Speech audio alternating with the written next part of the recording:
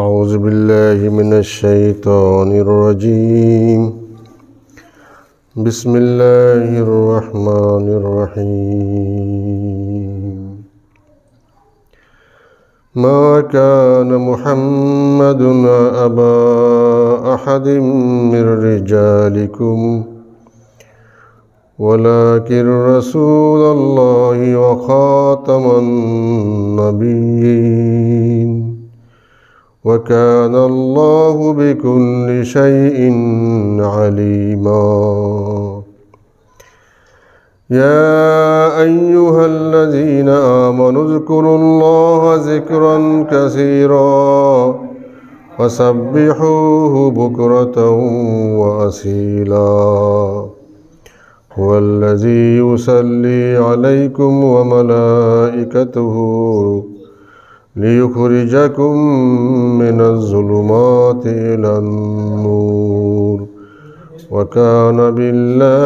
وكان بالمؤمنين رحيما কথা বলা যাবে না, কোরআনের মধ্যে কথা বলা যাবে না, ডিস্টার্ব হয় এতে। হ্যাঁ, দরকার হলে বাচ্চাদের এখানে থাকা দরকার নেই, কোনো প্রয়োজন নেই বাচ্চাদের এখানে। কোরআনের তিলাওয়াত করার সময় কথা বলা হারাম, কবিরা গুনাহ।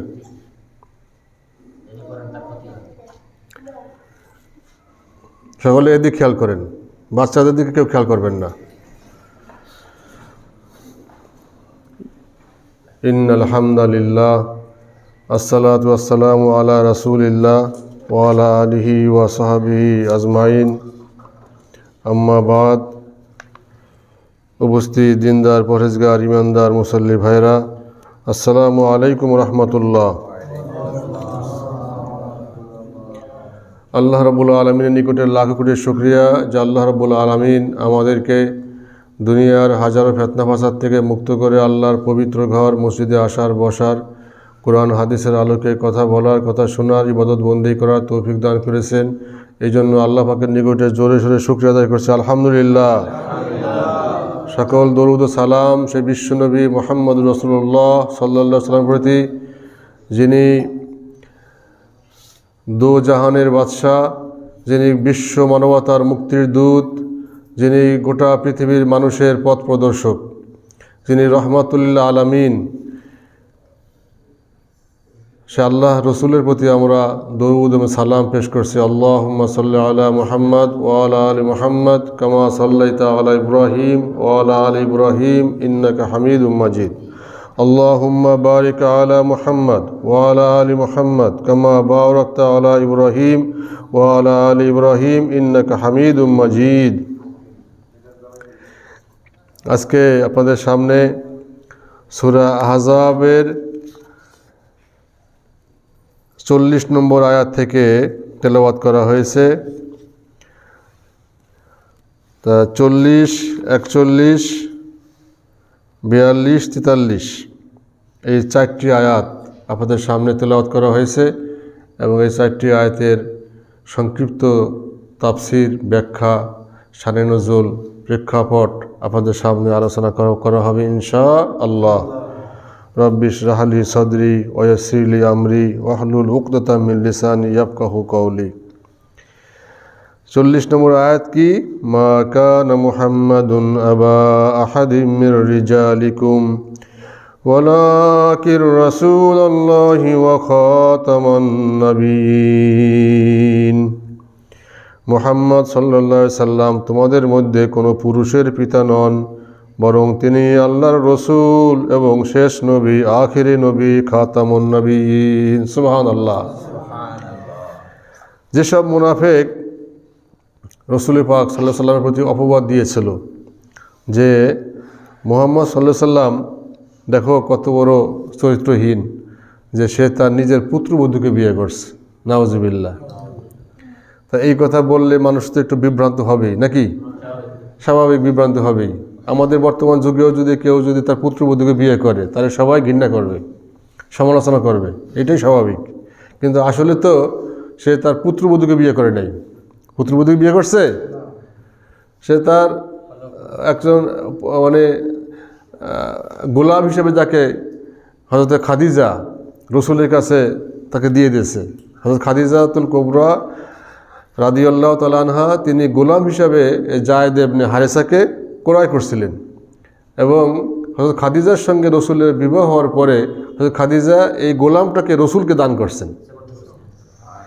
তার নাম হলো যায়েদ ইবনে হারেসা। তাকে আল্লাহ রসুল সন্তানের মতো লালন পালন করছেন এবং যায়েদ ইবনে হারেসা রসুলের খেদমত করছেন, রসুলের খাদেম। কিন্তু আপনারা জানেন যে যায়েদ ইবনে হারেসাকে তার পিতামাতা নেওয়ার জন্য আসছিল, ফেরত নেওয়ার জন্য, যে আমাদের সন্তানকে ফেরত দিয়ে দেন। কিন্তু যায়েদ ইচ্ছা করে যায় নাই। সে নিজের পিতামাতার কাছে না গিয়ে রসুলের কাছে থাকাটাই সে বেশি পছন্দ করছে। এই পছন্দ করার কারণে শেষ পর্যন্ত তার পিতামাতা ফেরত চলে গেছে এবং আল্লাহ রসুল তখন চিন্তা করছে সে যখন তার পিতামাতাকে ছেড়ে দিয়ে আমার কাছে থাকাটাই পছন্দ করছে, অতএব ওকে পিতামাতার অভাব বুঝতে দেওয়া যাবে না। পিতামাতার যে অভাবটা আমার দ্বারা যেন পূরণ হয়, এজন্য তিনি পিতার মতো তাকে সন্তানের মতন, নিজের সন্তানের মতো তাকে লালন পালন করছেন। যার কারণে অনেকে বলতো যে যায়েদ ইবনে মুহাম্মদ, আল্লাহ রাব্বুল আলামিন নিষেধ করলেন না অন্য কারো পিতার নাম বলে তোমরা ডেকো না, তার নিজ পিতার নামে ডাকো। তারপরে আপনার তার নিজের পিতার নাম হলো যায়েদ ইবনে হারেসার নামে, এই হারেসা যায়েদ ইবনে হারেসার নামে তাকে ডাকা হইল।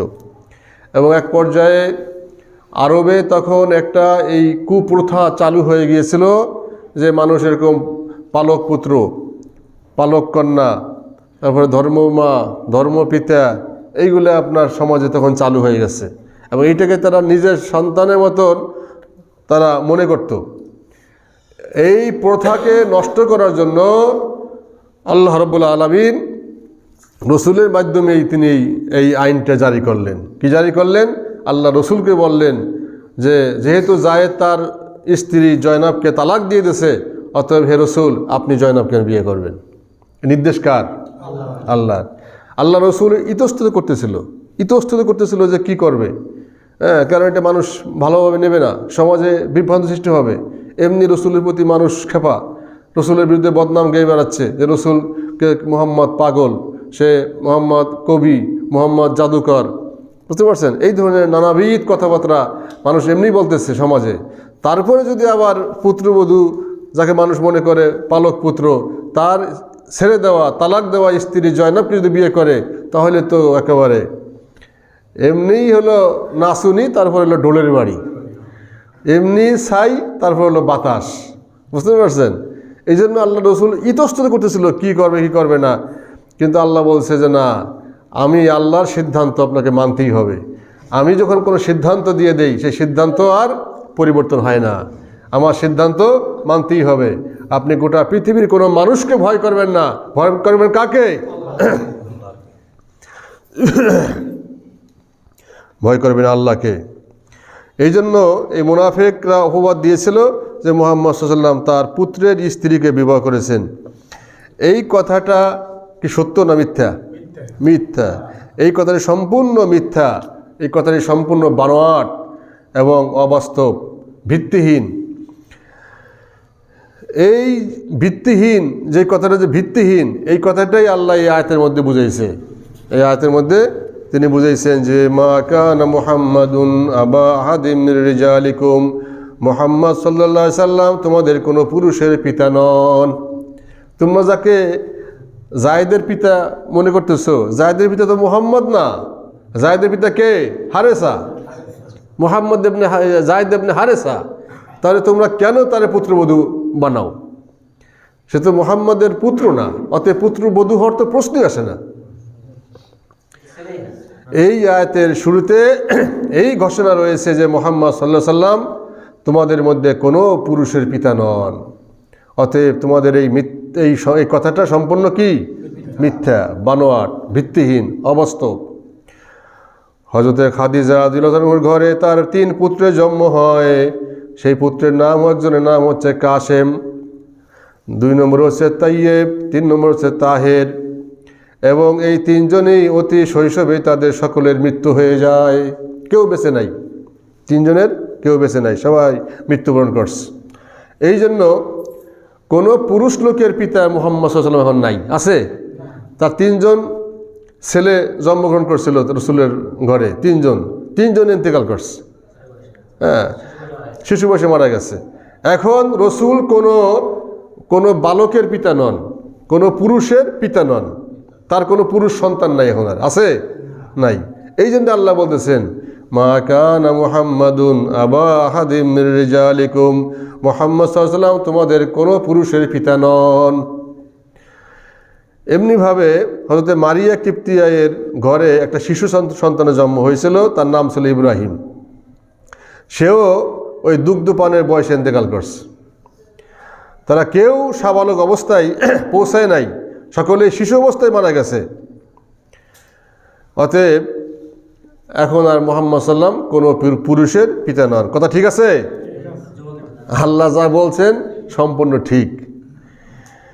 অতএব মুনাফিকদের যে সমস্ত অপবাদ রসুলের বিরুদ্ধে উত্থাপন করছে, সমস্ত অপবাদ মিথ্যা, বানোয়াট, ভিত্তিহীন, অবাস্তব। বাস্তবতা কি? ওয়ালাকির রাসূলুল্লাহি ওয়া খাতামান নবিয়্যিন, বরং তিনি আল্লাহ রসুল এবং সর্বশেষ নবী। খাতামান নবিয়্যিন মানে সর্বশেষ নবী। খাতাম, খাতাম শব্দটার অর্থ হলো আংটি, আংটি, সিল। রসুলের হাতে একটা আংটি ছিল, ওই আংটির উপরে লেখা ছিল মোহাম্মদ। কি লেখা ছিল? মোহাম্মদ। বর্তমান যুগে যারা পোস্ট অফিসে চাকরি করে, তারা যখন একটা প্যাকেটের উপরে সিলগালা মারে, আমরা পরীক্ষার যখন দায়িত্ব ছিলাম, পরীক্ষা কেন্দ্র সচিব ছিলাম, তখন আমাদের এই প্রশ্নের প্যাকেটের মধ্যে সিলগালা মারা থাকে, বুঝতে পারছেন? তারপরে খাতার বান্ডিলের মধ্যে সিলগালা মারতে হয়। মেরে আবার একটা সিল আছে, এই পিতলের সিল, ওই পিতলের সিলের মধ্যে কেন্দ্রের নাম উল্লেখ করা আছে, ওই সিল মারতে হয়। সিল মারলে ওই সিলগালার উপরে ওই সিল পড়লে এরপরে ওটা কেউ খুলতে পারবে না, খুললে ধরা পড়ে যাবে। কি খুললে ধরা পড়ে যাবে? যারা আপনারা সরকারি চাকরি করেন আপনারা জানেন যে সরকারি যে সমস্ত গুরুত্বপূর্ণ কাগজপত্র ওইগুলো সিলগালা মারতে হয় যাতে কেউ খুলতে না পারে। খুললেই ধরা পড়ে যাবে যে এটা খোলা হয়েছে। প্রশ্ন প্যাকেট যখন আসে ঢাকার থেকে, হ্যাঁ, এসএসসি পরীক্ষা, ইন্টারমিডিয়েট পরীক্ষা নেওয়ার জন্য যখন প্রশ্ন আসে, প্রশ্নর প্যাকেট সিলগালা করা থাকে, ওইটা যদি কেউ পথে খোলে তাহলে ধরা পড়ে যাবে যে প্রশ্ন খোলা হয়েছে। ওইটা হলো আপনার সিলগালা করে ওই যে আগুন দিয়ে পুড়িয়ে ওটা আপনার গলে যায় মোমের মতন, এরপরে ওর উপর সিল মারতে হয়। সিল মারলে ও প্যাকেটটা খোলা যাবে না। তাহলে নবুয়তের দরজায় তালা মেরে আল্লাহ রাব্বুল আলামিন সিলগালা মেরে দিয়েছেন, জোরে বলেন সুবহানাল্লাহ, যে এটা আর খোলা যাবে না। কিয়ামত পর্যন্ত এই দরজা আর খুলবে না। খুলবে?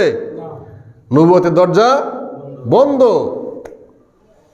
আর কোনো নবী আসবেন না। এই জন্য বলা হয়েছে খাতামান নবিয়্যিন, ওয়ালাকির রাসূলুল্লাহি ওয়া খাতামান নবিয়্যিন,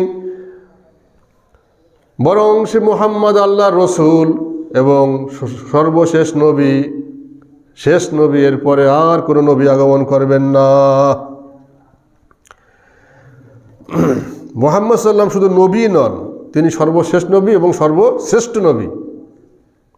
সাইয়্যিদুল মুরসালিন বলা হয় আল্লাহ রসুলকে। কি বলা হয়? সাইয়্যিদুল মুরসালিন, সমস্ত রসুলদের নেতা। খাতামুন নবিয়্যিন, সমস্ত নবীদের শেষ নবী। আমরা মিলাদের মধ্যে পড়ি আল্লাহুম্মা সাল্লি আলা সাইয়্যিদিনা মাওলানা মুহাম্মদ, পড়ি না? তা আল্লাহুম্মা সাল্লি আলা সাইয়্যিদিনা, সাইয়্যিদিনা অর্থ কি? আমাদের নেতা, আমাদের নেতা। মিলাদের মধ্যে পড়ি আমাদের নেতা, কিন্তু আমরা সত্যিকারে তারা নেতা মানি না। নেতা মানি আর একজন রে, রসুলকে নেতা মানি না, বুঝতে পারছেন? হ্যাঁ, অথচ মিলাদের মধ্যে পড়ে আল্লাহুম্মা সাল্লি আলা সাইয়্যিদিনা, হ্যাঁ, সাইয়্যিদিনা মানে আমাদের নেতা।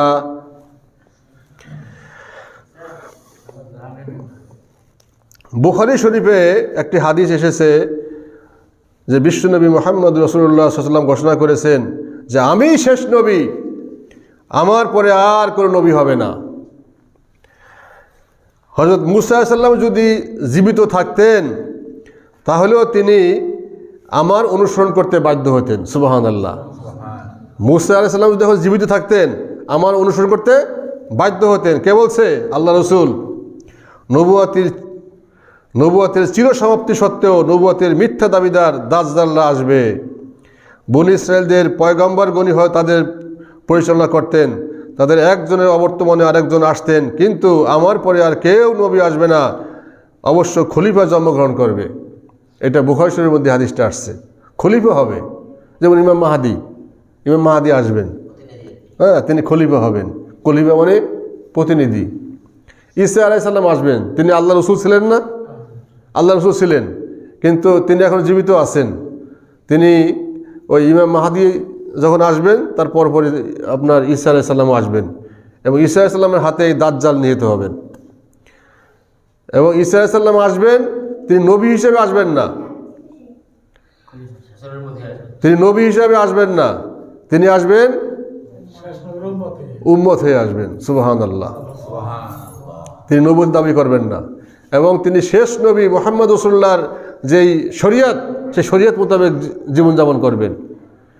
নিজের কোনো মত পথ নাই, মুহাম্মদ সাল্লামেরকে নিতা মেনে তিনি কাজ চালাবেন, এবং গোটা পৃথিবীতে তিনি ইসলাম কায়েম করবেন। গোটা পৃথিবীতে এমন কোনো রাষ্ট্র নাই, ইউরোপ বলেন, আমেরিকা বলেন, চীন বলেন, জাপান বলেন, ইটালি বলেন, লন্ডন, সমস্ত দেশে ইসলাম কায়েম হবে এবং ইসলামী রাষ্ট্র মোতাবেক চলবে, ইসলামী বিধান মোতাবেক গোটা পৃথিবী পরিচালিত হবে। সেখানে একজনও আপনার ইসলামের বাইরে কাজ করতে পারবে না। প্রতিটা ঘরে ঘরে ইসলাম পৌঁছে যাবে এবং কোরআনের বিধান মোতাবেক সমস্ত দেশ চলবে, শুধু বাংলাদেশ না, গোটা পৃথিবী। আজকে আমেরিকাও এই কোরআনের বিধান মোতাবেক রাষ্ট্র পরিচালিত হবে। সুবহানাল্লাহ। দাজ্জাল আসবে যে আমি খোদা, আমি আল্লাহ, তার এক হাতে থাকবে জান্নাত, এক হাতে থাকবে জাহান্নাম। বলে আমার যে মানবা খোদা হিসাবে, তাহলে জান্নাতে দেব, আমার না মানলে তোমার মাইরা এই জাহান্নামে দিয়ে দেব। এত বড় ফেতনা হবে দাজ্জালের ফেতনা, ওই ফেতনা থেকে কেউ বাঁচতে পারবে না। অনেক বড় বড় ঈমানদাররা গ্রেফতার হয়ে যাবে দাজ্জালের ফেতনার মধ্যে। এক পর্যায়ে এই দাজ্জালকে মারার জন্য আপনার ঈসা আলাইহিস সালাম তাকে ধাওয়া করবেন, এবং এক পর্যায়ে সে যে পালাবে কোথায়? ইসরায়েলে। এই দাজ্জাল যে পালাবে কোথায়? ইসরায়েল যে পালাবে, সেখানে গিয়ে আপনার এই ঈসা আলাইহিস সালাম তাকে আঘাত করবেন, একটা আঘাতেই শেষ। বুঝতে পারছেন? মানে পুরোপুরি আঘাত করা লাগবে না, খালি লাঠিটা খালি উঁচা করবেন, মানে টাচ লাগার সাথে সাথে ধূলিসাৎ হয়ে যাবে। কিন্তু তার আগে এই দাজ্জালকে কেউ মারতে পারবে না, সর্বশক্তি দিয়েও কেউ মারতে পারবে না, না, একমাত্র ঈসা আলাইহিস সালামের লাঠির আঘাতে সে মারা যাবে। এটা একটা আল্লাহ কুদরত, এটা তকদিরে লেখা আছে, এটা আল্লাহ কিতাবে লেখা আছে যে তা ঈসার হাতে সে নিহত হবে, অন্য কেউ পারবে না। এমনকি দাজ্জালের ফেতনা থেকে ইমাম মাহাদি এবং তার অনুসারীরাও কোণঠাসা হয়ে পড়বে, বাঁচতে পারবে না। ইমাম মাহাদি এবং তার অনুসারীরা যে মদিনায় যে লুকাবে দাজ্জালের ভয়তে, কিন্তু দাজ্জাল মদিনায় এবং আর কাবা ঘর এই এলাকায় ঢুকতে পারবে না, এটা নিষিদ্ধ। বুঝতে পারছেন? আর সব জায়গায় পারবে। এই ঈসা আলাইহিস সালামের হাতে এই দাজ্জাল মারা যাবে। যাই হোক, সেই ঈসা আলাইহিস সালাম আগমন করবেন, তিনিও আল্লাহর রসুলের দেওয়া যে শরীয়ত বিধান মোতাবেক তিনি গোটা পৃথিবী পরিচালনা করবেন। এই খতমে নবুয়াত সম্পর্কে অনেক হাদিস বর্ণনা করা হয়েছে, সব হাদিস এখন বলা সম্ভব না, সময় সংক্ষেপ। আপনার বিখ্যাত সাহাবায়ে কেরাম যারা এই খতমে নবুয়াত সম্পর্কে হাদিস বর্ণনা করছেন, যেমন হযরত আবু বকর, হযরত ওমর, হযরত আলী, তারপর হযরত উসমান, হযরত আব্দুল্লাহ ইবনে ওমর, হযরত উবাই ইবনে কাব, এইভাবে আপনার হযরত আবু হুরায়রা, হযরত আবু সাঈদ খুদরি, হযরত জাবের ইবনে আব্দুল্লাহ, এরকম অনেক গুরুত্বপূর্ণ জবরদস্ত সাহাবী, জলিল কদর সাহাবী, তারা এই খতমে নবুয়ত সম্পর্কে হাদিস বর্ণনা করছেন। হযরতে আবু হুরায়রা থেকে একটা হাদিস আছে, খুব গুরুত্বপূর্ণ হাদিস, যে প্রিয় নবী সাল্লাল্লাহু আলাইহি ওয়াসাল্লাম ইরশাদ করেছেন যে আল্লাহ পাক আমাকে অন্যান্য নবীদের চাইতে আমাকে 6টি গুণ, 6টি বৈশিষ্ট্য দিয়ে আমাকে পাঠানো হয়েছে, যে এই 6টি বৈশিষ্ট্য অন্যান্য কোনো নবী পায় নাই। সুবহানাল্লাহ। 2,24,000 পয়গম্বর পৃথিবীতে আগমন করছেন, তাদের মধ্যে কেউ এই 6টি বৈশিষ্ট্য পায় নাই, যে এই 6টি বৈশিষ্ট্য আল্লাহ রসুলকে খাসভাবে দেওয়া হয়েছে। নাম্বার 1 একটা হলো জামে কালেমাত, তিনি সমস্ত আল্লাহর কালামকে তিনি একত্রিত করবেন। 2 নম্বর হচ্ছে আল্লাহ পাক, আল্লাহ রসুল বলেন যে আল্লাহ পাক আমাকে এইভাবে সাহায্য করেছেন যে দুশমনদের অন্তরে তিনি একটা ভয় সৃষ্টি করে দিয়েছেন, যেটা অন্য কোনো নবী পায় নাই। আল্লাহ রসুলের যারা দুশমন ছিল তারা আল্লাহ রসুলকে দেখলেই ভয় পাইত। এই দুশমন আপনার এই যে আল্লাহ রসুল যে 27টা যুদ্ধে নিজে সেনাপতি দায়িত্ব পালন করছেন, রসুল যে যুদ্ধের ময়দানে আসছেন তাকে দেখেই কাফেরদের আত্মা ভয় পেয়ে যাইত, তাদের বুকের মধ্যে কম্পন সৃষ্টি হইত, তারা ভীত সন্ত্রস্ত হয়ে পড়ত। এটা আল্লাহ রসুলের একটা খাস। 3 নম্বর হচ্ছে গনিমতের মাল। গনিমতের মাল কাকে বলে? বিভিন্ন যুদ্ধের সময়, যুদ্ধে কাফেররা পরাজিত হওয়ার পরে যে সমস্ত মাল পাওয়া যায়, ঘোড়া, তরবারি, তারপরে বল্লম, বিভিন্ন উট, বুঝতে পারছেন, বিভিন্ন মাল যা কিছু আছে, যত সম্পদ পাওয়া যাবে সব সম্পদকে বলা হয় গনিমতের মাল। এই গনিমতের মাল ছিল রসুলের জন্য জায়েজ, এটা অন্য কোনো নবীর জন্য এই গনিমতের মাল জায়েজ ছিল না। সুবহানাল্লাহ। আল্লাহ জায়েজ করছেন কেন? যে কাফেরদের তো সম্পদ ছিল, রসুলের সম্পদ ছিল না, তা আল্লাহ রসুলের জন্য সম্পদটাকে জায়েজ করে দিয়েছেন। যে কাফেররা যেমন আপনার এই বদরের যুদ্ধে কাফেররা পরাজিত হয়েছে, পরাজিত হওয়ার পর যত সম্পদ নিয়ে আসছিল, ঘোড়া, উট, তরবারি, সব কিছু শেষ পর্যন্ত আল্লাহ রসুল পেয়ে গেছেন। খন্দকের যুদ্ধে ওরা যা কিছু নিয়ে আসছিল সব কিছু আল্লাহ রসুল পেয়ে গেছেন, বুঝতে পারছেন। তারপরে আসছে 4 নম্বরে আল্লাহ রসুল বলেছেন পুরা জমিনকে আমার জন্য মসজিদ বানিয়ে দেওয়া হয়েছে। জোরে বলে সুবহানাল্লাহ। গোটা পৃথিবীটাই আমার জন্য মসজিদ, যেখানে আমি যাব, যেখানেই ইচ্ছা আমি সেখানে আমি সিজদা দিতে পারবো। গোটা পৃথিবীর সব জায়গায় আমি যেখানে ইচ্ছা সেখানে সিজদা দিতে পারবো, আমার উম্মত সিজদা দিতে পারবে। সুবহানাল্লাহ। আপনারা এখন মাঠে আছেন, এক জায়গায় মাঠে আছেন, মসজিদ নেই কাছে, ওই মাঠের মধ্যে নামাজ পড়বেন। রাস্তায় আছেন, রাস্তায় নামাজ পড়বেন। নৌকে আছেন, নৌকায় নামাজ পড়বেন। লঞ্চে আছেন, লঞ্চে নামাজ পড়বেন। প্লেনে আছেন, প্লেনে নামাজ পড়বেন। বুঝতে পারছেন? এইটা রসুলের জন্য, রসুলের উম্মতের জন্য খাস। 5 নম্বর হলো আল্লাহ রসুল বলেছেন আমাকে গোটা বিশ্বের সমস্ত মানুষের জন্য নবী হিসেবে পাঠানো হয়েছে। সুবহানাল্লাহ। আগে যত নবী রসুল আসছে একটা গোত্রের জন্য আসছে, একটা এলাকার জন্য আসছে, একটা সম্প্রদায়ের জন্য আসছে, একটা কওমের জন্য আসছে, বুঝতে পারছেন। আর আল্লাহ বলেছেন ইন্না আরসালনাকা ওমা আরসালনাকা ইল্লা রাহমাতাল লিল আলামিন, আমি আপনাকে গোটা বিশ্বের রহমত স্বরূপ পাঠিয়েছি। গোটা বিশ্বের আলামিন, বিশ্বজাহান, বিশ্বজাহানের রহমত স্বরূপ আমি আপনাকে দুনিয়ায় পাঠিয়েছি। আজকে যারা গোটা পৃথিবীতে আমেরিকা বলেন, চীন বলেন, জাপান বলেন, অস্ট্রেলিয়া বলেন, সকল মানুষের নবীকে মুহাম্মদ রাসূলুল্লাহ সাল্লাম। হযরতে জুবাইর ইবনে মুতঈম বর্ণনা করেন যে আমি নিজে শুনেছি যে প্রিয় নবী সাল্লাল্লাহু আলাইহি ওয়াসাল্লাম ইরশাদ করেছেন যে আমার বহু নাম রয়েছে, আমি মুহাম্মদ, আমি আহমদ, আমি মাহি। এই মাহি শব্দের অর্থ হলো কুফুরিকে ধ্বংসকারী, কুফুরিকে ধ্বংসকারী। আমি হাসের, হাসের মানে আমি একত্রিত করব সবাইকে।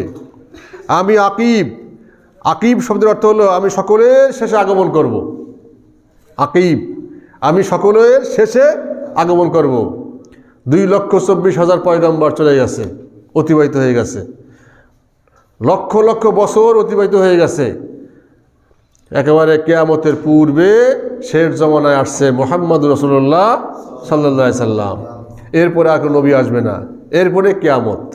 এরপরে কি? কিয়ামত। অতএব কিয়ামত খুব নিকটবর্তী। লক্ষ লক্ষ বছর কিন্তু চলে গেছে। এই গোটা পৃথিবীর বয়স 2.5 লক্ষ বছরের উপরে, 2.5 লক্ষ বছরের উপরে এই পৃথিবীর বয়স। 2.5 লক্ষ বছর চলে গেছে। এখন সামনে কয়দিন আছে কিয়ামতে আল্লাহই জানে। তবে কিয়ামতের যে সমস্ত আলামত, ছোট ছোট আলামত সব বের হয়ে গেছে। তা আমি একদিন কিয়ামতের আলামত সম্পর্কে আপনাদের সামনে আলোচনা করব। সব ঘটে গেছে, এখন বড় বড়টা আছে। বড় বড়টা কি? যে আপনার ওই ইয়াজুজ মাজুজ আসবে, বুঝতে পারছেন? তারপরে দাজ্জাল বের হবে, তারপরে আপনার ওই আরবে স্বর্ণের পাহাড় পাওয়া যাবে, স্বর্ণের পাহাড় পাওয়া যাবে। এরপরে আপনার শেষ আপনার পশ্চিম দিক থেকে সূর্য উদিত হবে, বুঝতে পারছেন? পশ্চিম দিক থেকে সূর্য উদিত হবে। এই জাতীয় বড় বড় আলামতগুলো এখন বাকি আছে, ছোট ছোট আলামত সব ঘটে গেছে, কিয়ামত খুব নিকটবর্তী। তা আল্লাহ রসুল বলেছেন, আমি আকিব, আমি সকলের শেষে আগমন করব, আমার পরে আর কোনো নবী আসবে না। আমি জানি দোজখের দারোগা কতজন, আরশ বহনকারী কতজন। আমার সঙ্গে আমার উম্মতের পরিচয় করে দেওয়া হয়। যতক্ষণ আমি তোমাদের মাঝে রয়েছি, আমার কথা শোনো এবং আমার কথা মেনে চলো। আর যখন আমি বিদায় হয়ে যাই, তখন আল্লাহর কিতাব কোরআন করিমকে আঁকড়ে ধরো। সুবহানাল্লাহ, সুবহানাল্লাহ। আল্লাহ রসুল বলছেন, আমি যখন বিদায় হয়ে যাব, এই কোরআন করিমকে তোমরা আঁকড়ে ধরো। কিন্তু আজকে মুসলমান কোরআনকে ছেড়ে দিয়েছে, কথা ঠিক কিনা জোরে বলেন? কোরআনকে ছেড়ে দিয়েছে, কোরআনের সাথে কোনো সম্পর্ক নাই। এই দেখবেন মসজিদ ভর্তি মুসল্লি, কোরআনের দাওয়াত দেই, আসেন আমরা কোরআন থেকে আলোচনা করি, কোরআন থেকে আলোচনা শুনি, আস্তে মুখ ফিরে চলে যায়। মানে এই এই এই কোরআনের আলোচনা তার কাছে একটা বিরিয়ানির প্যাকেটের সমান মূল্য নাই। আছে একটা বিরিয়ানির প্যাকেট বা একটা নেওয়াজ দেন অথবা জিলাপি দেন, বুঝতে পারছেন? দেখবেন মসজিদ ভরে গেছে, মসজিদ ভরে গেছে। যদি বলেন যে লাস্টে নেওয়াজ আছে, তাবারুক আছে, জিলাপি আছে, মিষ্টি আছে, দেখবেন যে আর কিছু বলা লাগবে না, মসজিদ ভর্তি। আর যখন বলবেন কোরআনের আলোচনা আছে, তাফসির আছে, বসেন, লোক নাই। তাহলে কি বলো? এই কোরআনের মূল্য তার কাছে একটা জিলাপির প্যাকেটও না। কথা ঠিক করে বলেন? এমনি ভাব দেখায় সবাই একেবারে বিশাল মুসলমান, বিশাল মোমেন, আল্লাহর খাস ওলি, জান্নাত থেকে মনে ঘুরে আইছে, এরকম মনে হয় দেখলে, কিন্তু আল্লাহর কোরআনের সাথে সম্পর্ক নাই। তা আমার কি প্রশ্ন, তুমি কার জান্নাতে যাবার চাও? হ্যাঁ, জান্নাতটাকে তোমার শ্বশুর বাড়ি তোমার জন্য বানায় রাখছে? যেই আল্লাহ জান্নাত তৈরি করে রাখছে, সেই আল্লাহর কথা তুমি শুনবা না, আল্লাহর কালাম পড়বা না, আল্লাহর কোরআন পড়বা না, আর তুমি আল্লাহ জান্নাতে যাবা? আল্লাহ জান্নাত তোমার শ্বশুর বাড়ি?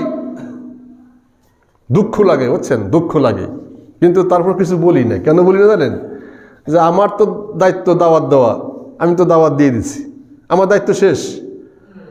আল্লাহ তার রসুলকে বলছে, লাস্তা আলাইহিম বি মুসাইতির, আমি তোমার দারোগা বানাই পাঠাই নেই যে তুমি পিটাইয়া তুমি মানুষ ইমানদার আনবা বা বানাবা। হ্যাঁ,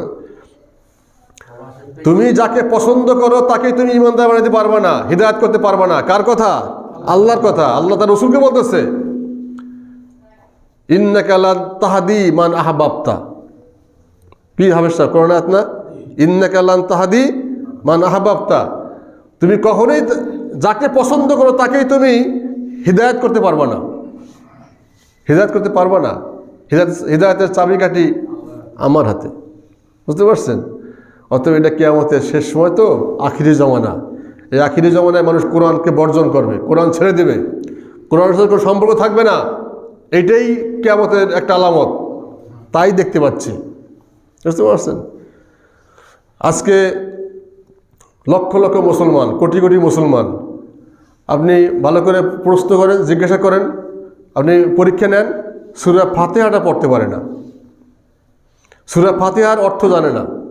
50 বছর 60 বছর পর্যন্ত নামাজ পড়তে সূরা ফাতিহা দিয়ে সূরা ফাতিহার অর্থ জানে না, জানার চেষ্টাও করে না, চেষ্টাও করে না। আপনি যদি বলেন বসেন, আমি এখন আপনার সূরা ফাতিহার তাফসীর শিখাই দেবো, বুঝাই দেবো, না দরকার নেই, টাইম নেই, সময় নেই, বুঝতে পারছেন?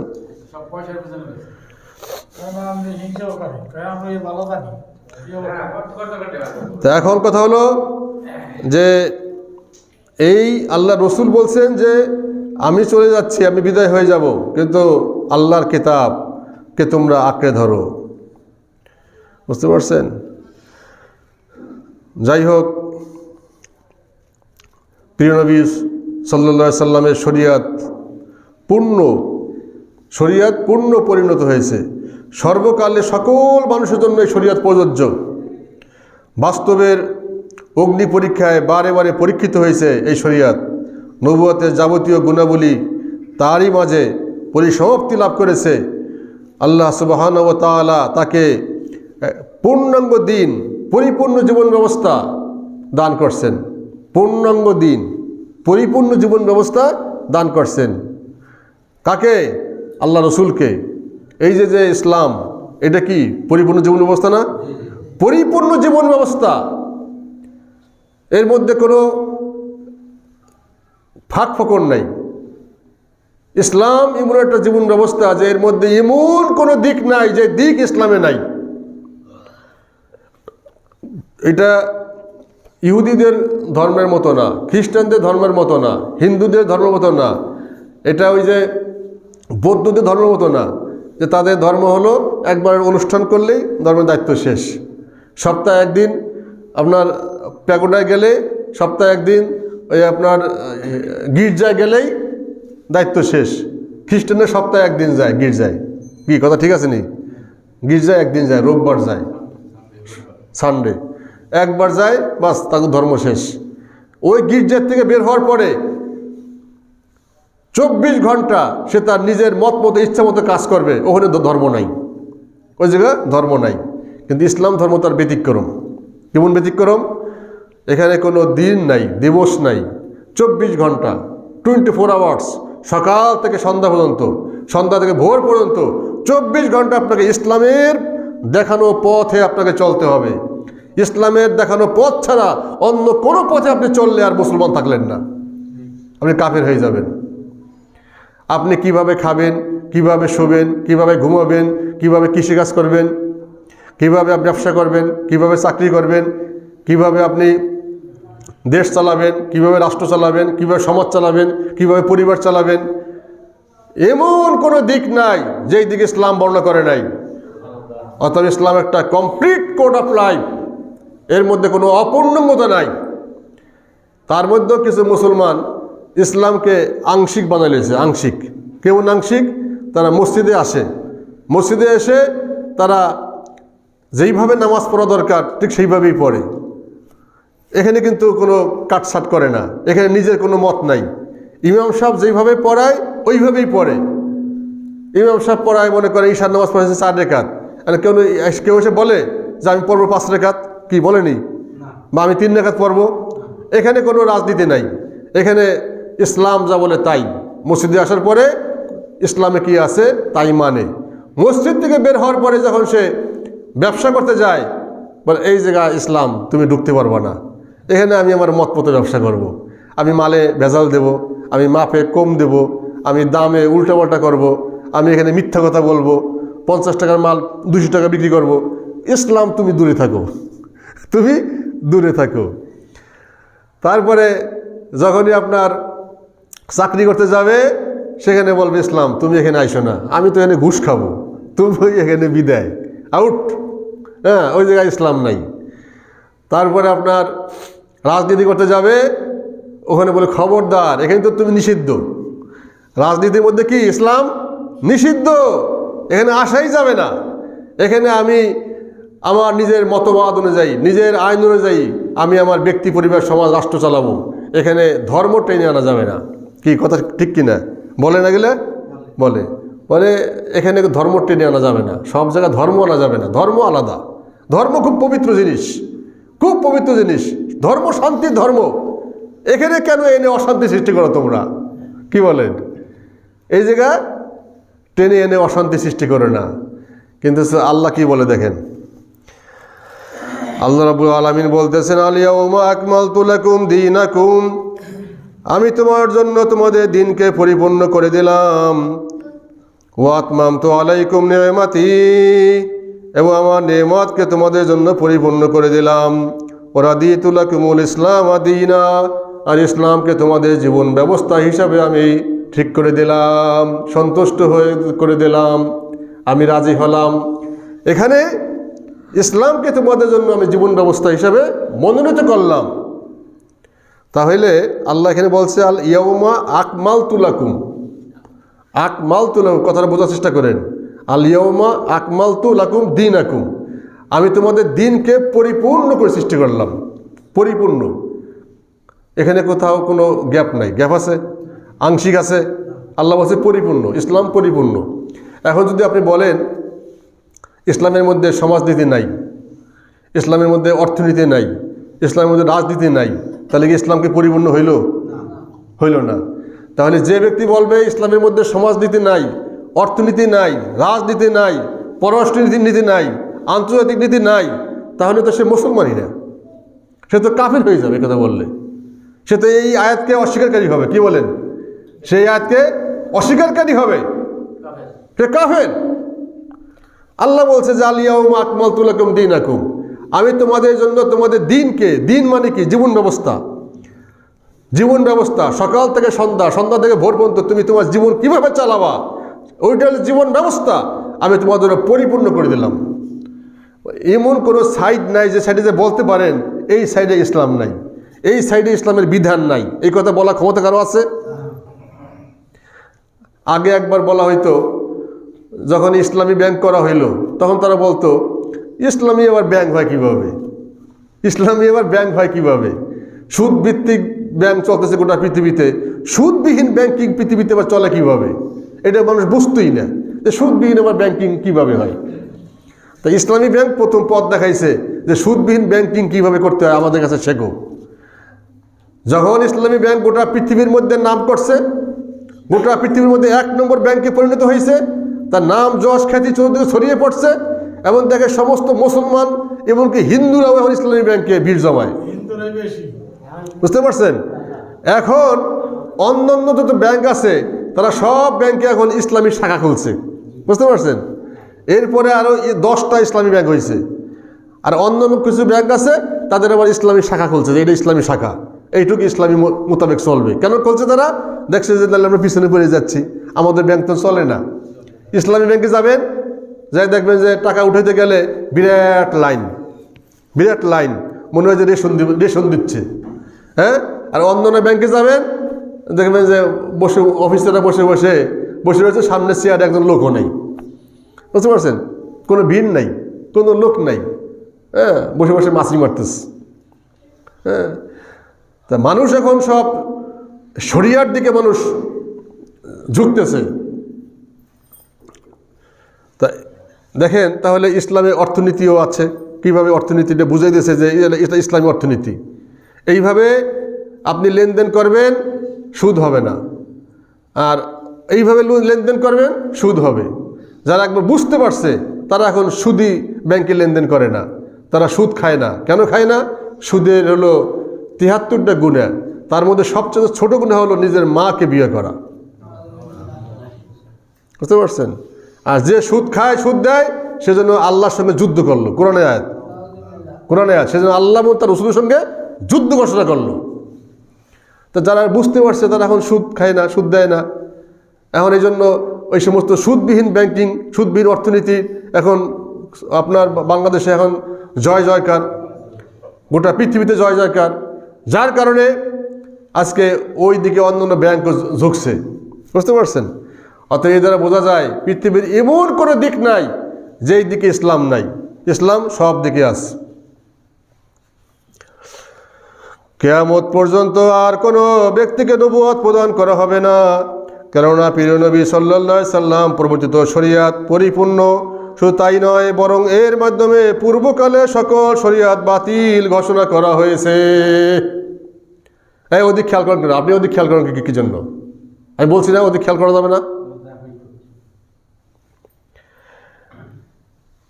পূর্বের যত শরিয়াত আছে পৃথিবীতে সমস্ত শরিয়াত বাতিল ঘোষণা করা হয়েছে, কোনো শরিয়াত নাই। শরিয়াত কার এখন? আল্লাহ রসুলের শরিয়াত। কোনো নবী আসলেও রসুলের শরিয়াত মানতে হবে। মুসা আলাইহিস সালাম আসলেও নবীর শরিয়াত মানতে হবে। ঈসা আলাইহিস সালাম আসবেন, রসুলের শরিয়াত তিনি মানবেন।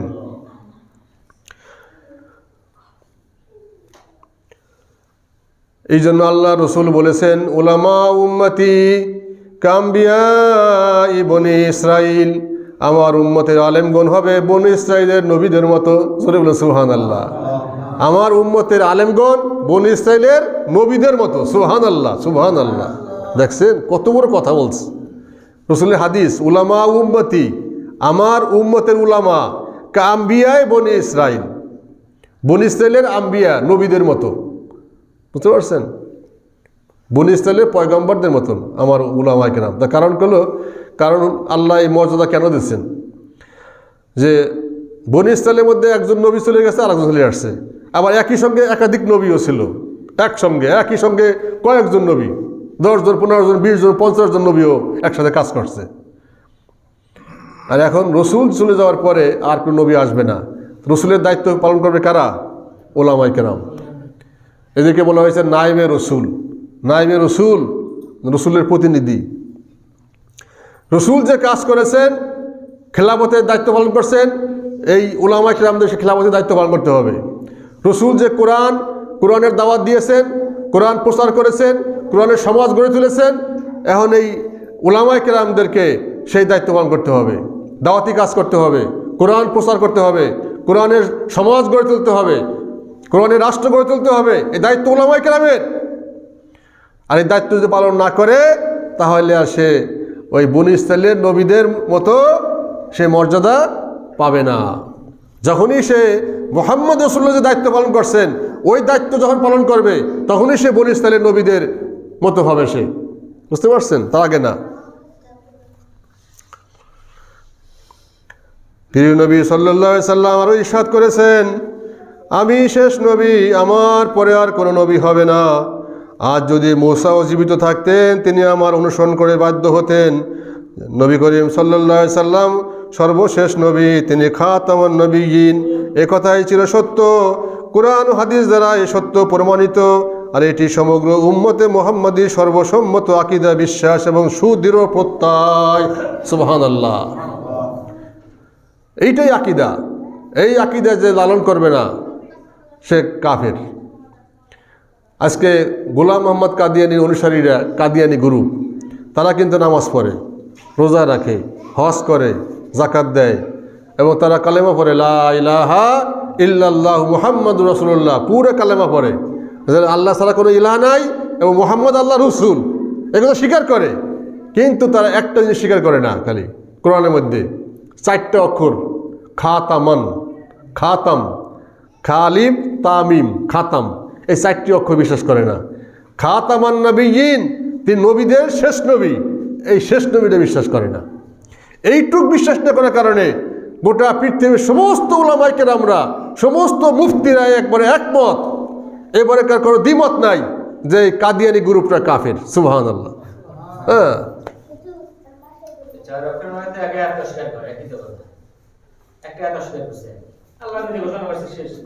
এই যে বলা হয়েছে ওলা কি রাসূলুল্লাহ ওয়া খাতামান নবিয়্যিন, রাসূলুল্লাহ বিশ্বাস করে, ওলা কি রাসূলুল্লাহ, রাসূলুল্লাহ বিশ্বাস করে আল্লাহ রাসূল, কিন্তু খাতামান নবিয়্যিন, নবীদের শেষ নবী, এইটুকু বিশ্বাস করে না। এইটুকু বিশ্বাস না করার কারণে সমস্ত কাদিয়ানিরা কাফের।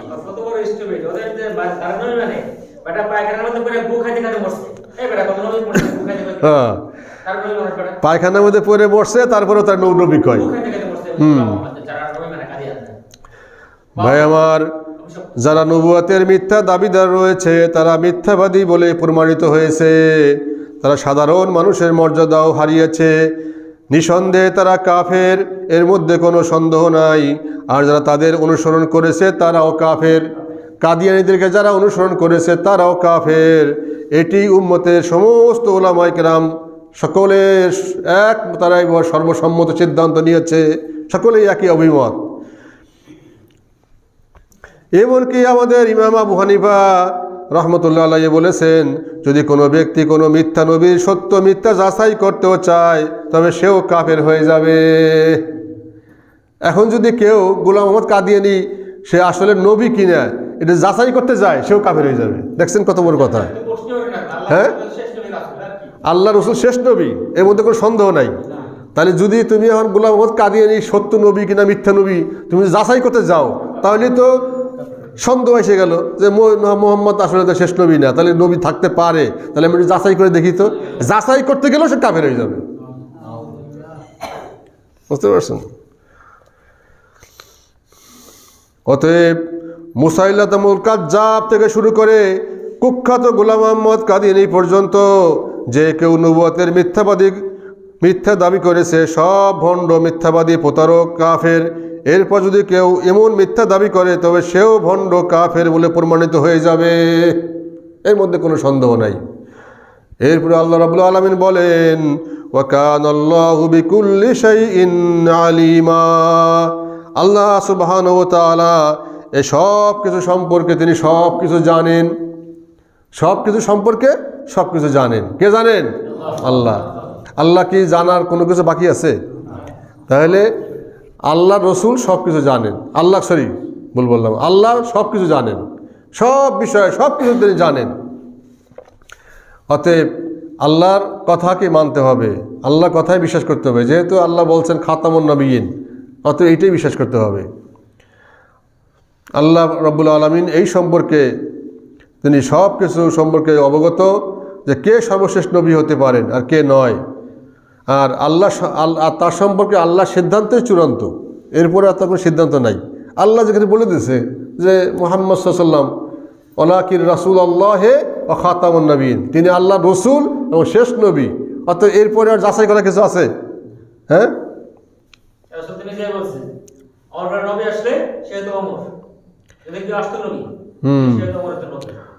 মৌলানা রুমি এই খাতামুন নবী সম্পর্কে বলেন, নবুয়তের যাবতীয় গুণাবলী, বৈশিষ্ট্যসমূহ পরিপূর্ণভাবে প্রিয় নবী সাল্লাল্লাহু আলাইহি সাল্লামকে দান করা হয়েছিল। লক্ষাধিক আম্বিয়া কেরামের যত গুণ, যত বৈশিষ্ট্য ছিল, তার সম্পূর্ণ পরিপূর্ণ সমাবেশ ঘটেছিল প্রিয় নবী সাল্লাল্লাহু আলাইহি সাল্লামের মাঝে। এমনকি তাদের যত মুজিজা প্রদান করা হয়েছিল, তার সব কিছু প্রিয় নবী সাল্লাল্লাহু আলাইহি সাল্লামকে দান করা হয়েছে। সুবহানাল্লাহ।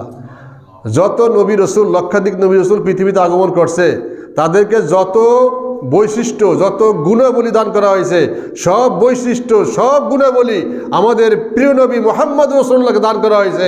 জোরে বলেন না সুবহানাল্লাহ। যেমন আমাদের রসুলের যে সৌন্দর্য ছিল, সেই সৌন্দর্য ইউসুফ আলাইহিস সালামের সৌন্দর্য চাইতে বেশি। জোরে বলেন সুবহানাল্লাহ। ইউসুফ আলাইহিস সালাম খুব সুন্দর ছিলেন, বুঝছেন, খুব সুন্দর। কিন্তু আল্লাহ রসুলকে হযরত ইউসুফ আলাইহিস সালামের সৌন্দর্য দান করা হয়েছে। আল্লাহ রসুল যখন ঘরের মধ্যে প্রবেশ করতেন, মা আয়েশা বলেন, যখন তিনি অন্ধকারে আমার ঘরের মধ্যে প্রবেশ করতেন, আমার ঘর আলোকিত হয়ে যেত। সুবহানাল্লাহ। এমনকি রসুলের আলোতে, সৌন্দর্যের আলোতে আমি সুই পাইতাম, তাকে টুকাইয়া সুই পাইতাম। দেখছেন, মানে অন্ধকার ঘর, বাতি নাই, রসুল ঘরে ঢুকছে, পুরো ঘর আলোকিত হয়ে গেছে। হ্যাঁ, এবং ঈসা আলাইহিস সালামের ফুঁক দেওয়া এই গুণও আল্লাহ রসুলকে দান করা হয়েছে। ঈসা আলাইহিস সালাম ফুঁক দিলে মৃত মানুষ জীবিত হয়ে যাইত, বুঝতে পারছেন, মুজিজা। হযরত মূসা আলাইহিস সালামের হাত সাদা হয়ে যাইত, এখানে বগলের মধ্যে হাত ঢুকাইলেই মূসা আলাইহিস সালামের হাত সাদা ফকফকে হয়ে যেত, বুঝতে পারছেন। এক কথায় সমস্ত নবী রসুলগণের মধ্যে যত গুণাবলী ছিল, আল্লাহ রসুলের মধ্যে আল্লাহ রাব্বুল আলামিন সব গুণাবলী সমাবেশ ঘটিয়েছেন। এর তাৎপর্য কি? তাৎপর্য হলো প্রিয় নবী সাল্লাল্লাহু আলাইহি সাল্লাম সব দিক থেকেই সর্বশ্রেষ্ঠ নবী। অর্থাৎ শুধু তিনি যে সবার শেষে এসেছেন, সময়ের দিক থেকে তিনি সর্বশ্রেষ্ঠ নবী তাই নয়, বরং নবুয়তের যাবতীয় গুণাবলী তার মাঝে এসে পরিসমাপ্তি ঘটেছে। নবুয়তের যত মর্যাদা, গুণাবলী সব এসে রসুলের মধ্যে এসে পরিসমাপ্তি ঘটছে, সব কিছু পাওয়া গেছে, বুঝতে পারছেন। এই জন্য তার দ্বীনও পরিপূর্ণ, আর যা পরিপূর্ণ তাই উত্তম। রসুলের দ্বীনও পরিপূর্ণ, রসুলের মধ্যে তার সমস্ত নবীর খাসলাত, বৈশিষ্ট্য পরিপূর্ণ, আর রসুলের দ্বীনও পরিপূর্ণ, এখানে আংশিক কিছু নাই। প্রিয় নবী সাল্লাল্লাহু আলাইহি সাল্লামের ইন্তেকালের পরে তার নবুয়ত শেষ হয় নাই, বরং কিয়ামত পর্যন্ত তার নবুয়ত কায়েম থাকবে। এই অর্থে তার নবুয়ত পরিপূর্ণ, আর এই জন্য তিনি সর্বশেষ এবং সর্বশ্রেষ্ঠ নবী। তার হিদায়েত, তার আদর্শ সর্বজনীন, সর্বকালে সকল মানুষের জন্য এই হিদায়েত যথেষ্ট। ওলামায়ে কেরাম তার মহান আদর্শের প্রচার প্রসারে আত্মনিয়োগ করবেন।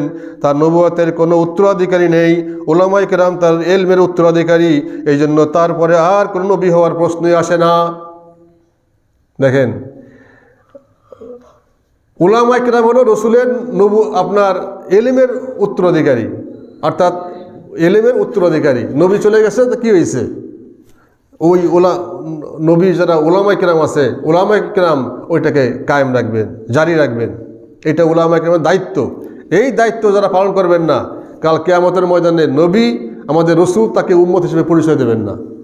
আর রসুল যাকে পরিচয় দেবেন না, তার জান্নাতে যাওয়ার কোনো উপায় আছে? কোনো উপায় নাই। জান্নাতে যাওয়ার কোনো উপায় নেই তার, সে যত বড়ই হুজুর হোক। কিয়ামতের ময়দানে আমাদের রসুল যাকে উম্মত হিসেবে পরিচয় দেবে না। এক শ্রেণীর লোক, রসুল থাকবেন হাউজে কাউসারের কাছে, লক্ষ লক্ষ কোটি কোটি বাটি থাকবে, বাটি। সেই বাটির সংখ্যা কত?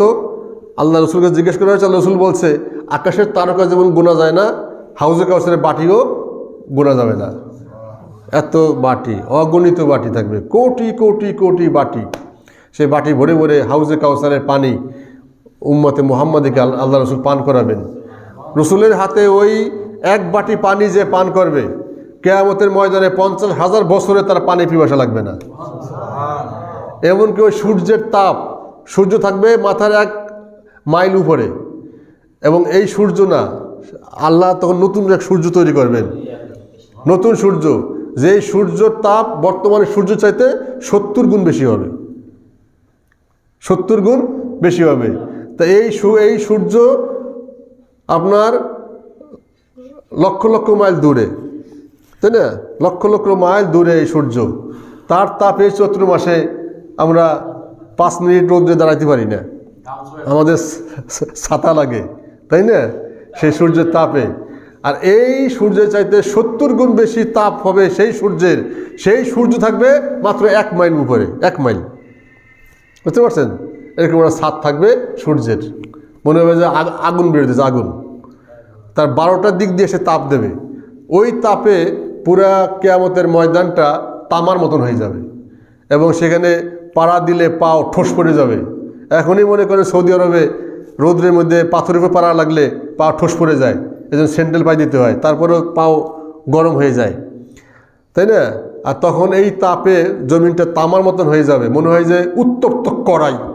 তার মধ্যে মানুষ কীভাবে দাঁড়ায় থাকবে 50 বছর পর্যন্ত, 50,000 বছর পর্যন্ত কীভাবে দাঁড়ায় থাকবে?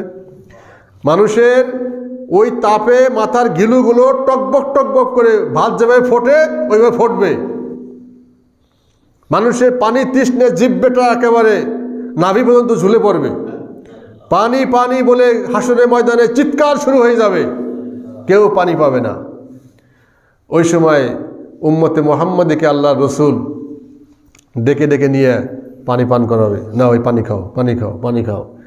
আল্লাহ রসুলের হাতে 1 পালা পানি যে খাবে, ওই 50,000 বছর কিয়ামতের ময়দানে তারা আর পানি তৃষ্ণা লাগবে না, আর সূর্যের তাপও লাগবে না, সে থাকবে আরশের ছায়ার নিচে। জোরে সুবহানাল্লাহ।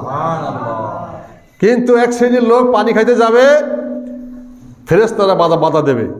ফেরেশতারা বলবে, ইয়া রাসূলুল্লাহ, এদেরকে আপনি পানি দিয়েন না, এরা আপনার উম্মত না। কেন? বলে এরা বেদাতি। এরা কি? বেদাতি। এরা আপনার আদর্শ মানে নাই, আপনার সুন্নাহ মানে নাই, আপনার যে আদর্শ নিয়ে আপনি দুনিয়া আসছিলেন সে আদর্শ তারা অস্বীকার করেছে, আদর্শকে তারা পালন করে নাই, লালন করে নাই, আদর্শের বিরুদ্ধে তারা চলছে, অতএব এরা আপনার উম্মত না। এই কথা বলার পরে আল্লাহ রসুল রাগে দুঃখে বলবেন, সুকান সুকান, দূর হয়ে যাও, আমার কাছ থেকে দূর হয়ে যাও, তোমরা আমার কাছে পানি পাবা না। তা আল্লাহ রসুল যাদেরকে সুকান সুকান বলে দূর দূর করে তাড়িয়ে দিবেন, তাদেরকে আর কোনো উপায় আছে? বাঁচার কোনো উপায় আছে জাহান্নাম থেকে? তাদের জন্য জাহান্নাম নির্ঘাত, একেবারে অবশ্যম্ভাবী জাহান্নাম তাদের জন্য। মেয়ের আমার, এই জন্য আপনার আল্লাহ রসুলের আদর্শ মেনে চলতে হবে। সব দিক থেকে প্রিয় নবী সাল্লাল্লাহু আলাইহি ওয়াসাল্লামের উচ্চতম মর্যাদার অধিকারী, এটা মানতে হবে। অন্যান্য আম্বিয়া কেরামের ন্যায় তিনি শুধু একজন নবী নন, রসুল নন, তিনি সর্বোচ্চ মর্যাদার অধিকারী, সর্বশ্রেষ্ঠ, আল্লাহ পাকের মহান দরবারে সর্বাধিক প্রিয় নবী, সর্বাধিক মর্যাদার অধিকারী, সর্বকালের সর্বশ্রেষ্ঠ মহামানব, বিশ্বনবী মুহাম্মদ রাসূলুল্লাহ সাল্লাল্লাহু আলাইহি সাল্লাম। প্রিয় নবী সাল্লাল্লাহু আলাইহি সাল্লাম শুধু উম্মতেরই নবী নন, বরং অন্য নবীদের উপরও তার প্রতি ঈমান আনার নির্দেশ রয়েছে। অন্য নবীগণের নিকট থেকে আল্লাহ পাক এই অঙ্গীকার গ্রহণ করেছেন যে আল্লাহ কোরআনে একটা আয়াত আছে, ওয়াইজা আখাযাল্লাহু মিসাকান নাবিয়্যিন, একটা আয়াত। এখানে আল্লাহ বলেন যে সেই সময়কে স্মরণ করো যখন আল্লাহ পাক নবীদের থেকে অঙ্গীকার গ্রহণ করেছেন। কি অঙ্গীকার গ্রহণ করেছেন? আল্লাহ বলেন, এটা আল্লাহর কথা শোনেন, আমি যা কিছু তোমাদেরকে দান করেছি, কিতাব হোক, হিকমত হোক, এরপর তোমাদের নিকট যদি এমন কোনো রসুল আসেন যিনি তোমাদের নিকটস্থ কিতাবের সত্যায়ন করেন, তবে তোমরা তার প্রতি অবশ্যই ঈমান আনবে, অবশ্যই তাকে সাহায্য করবে। জোরে সুবহানাল্লাহ। এখানে আল্লাহ রসুলের কথা বলা হয়েছে। সকল নবীদের কাছ থেকে আল্লাহ রসুল, আল্লাহ রাব্বুল আলামিন অঙ্গীকার নিয়েছেন যে এরপরে যখন নবী আসবে সেই নবীকে তোমরা মেনে নেবে এবং সে অবশ্যই আসবে। এজন্য ঈসা আলাইহিস সালাম ভবিষ্যৎবাণী করে গেছে যে আমার পরে একজন নবী আসবে, তার নাম হবে আহমদ। বুঝতে পারছেন?